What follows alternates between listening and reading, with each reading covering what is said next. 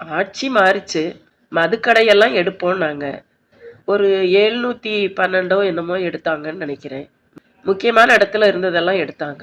ஆனா எனக்கு என்ன தோணுது அப்டின்னா, இந்த ஒயின் ஷாப் எல்லாத்தையுமே எடுத்துட்டு, முன்னாடி இருந்தது பாருங்க. நாங்கலாம் சின்ன பிள்ளையில கள்ளு கடை இருக்கும். எங்க தாத்தாலாம் போய் அங்க கள்ளு குடிக்கிறது பார்த்துருக்கேன். அந்த மாதிரி கள்ளு கடைகள திரும்பவும் ஓப்பன் பண்ணா என்ன?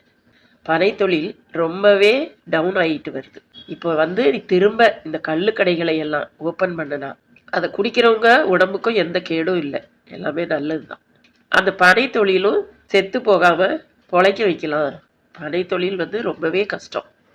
அதனாலேயே இப்ப கஷ்டப்பட்டு உழைக்கிறதுக்கு யாருமே தயாரா இல்ல. இருந்தாலும் அதுல நெறைய வருமானம் வருதுங்கிற ஒரே காரணத்துக்காக நெறைய பேரு இன்னும் அந்த வேலைய செஞ்சுட்டு இருக்காங்க. திரும்ப அரசாங்கம் வந்து இந்த கள்ளு கடைகள ஓப்பன் பண்ணுனா, குடிக்கிறவங்களுக்கும் எந்த பிரச்சனையும் கிடையாது. ஒரு தொழிலும் முன்னேற்ற பாதைக்கு வரும்.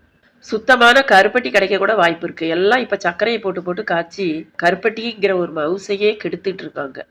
சுத்தமான கருப்பட்டி கிடைக்கிறதே பெரிய விஷயமா இருக்கு. திரும்பவும் அந்த பனைத்தொழில் வந்து நல்லா அமோகமா நடக்கும்போது, எல்லாத்துக்கும் முக்கியமான விஷயம், நம்மள விட்டு போன ஆரோக்கியம் திரும்பவும் கிடைக்கும். கள்ளுக்கடை ஓப்பன் பண்றது சரிதான். ஒயின் ஷாப்பு தேவையில்ல அப்படிங்கிறவங்க கமெண்ட்